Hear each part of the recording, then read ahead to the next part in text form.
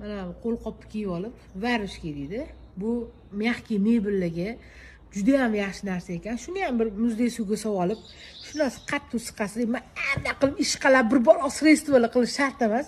Shu oddiy suvda namlangan qo'lqopni mягкий mebelisini ustidan slehkamda silab chiqasiz. Menimcha sразу effekti bilinyapti. Qattiq bosish kerak emas ekan buni.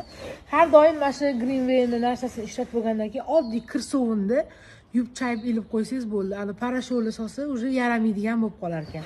Shuning uchun mana shu narsani o'zimga ham juda ham ma'qul bo'ldi, ko'ruvdim va nihoyat o'zim mana ishlatadigan bo'ldim. Greenway. Hammaga xayrli kun. Mana men Greenway degan kompaniyaga o'zim shaxsan borib a'zo bo'ldim, chunki hamma mahsulotlar menga yoqdi. Qo'limda turgan mahsulotlarning hammasini o'zini o'rni bor. Men buni hozir qanaqa foydalari bizga foydali taraflarini aytib o'tiraman, hamma mahsulotlarni. Lekin bitta narsa, uyda o'tirib ham internetdan tirikchilik qilib pul topsa bo'lar ekan. Hozir men lentani tagida qaysi chatga kirib qanaqa azob bo'lishi va qanaqa savollaringiz bo'lsa sizlarga javob beradigan odamlarni nomerlari hammasini qoldiraman. Azob bo'lib, bemalol tirikchilik qilsanglar bo'ladi. Faqat O'zbekistonda, butun dunyodagi o'zbeklarimiz, bizani taniydigan, biladigan odamlar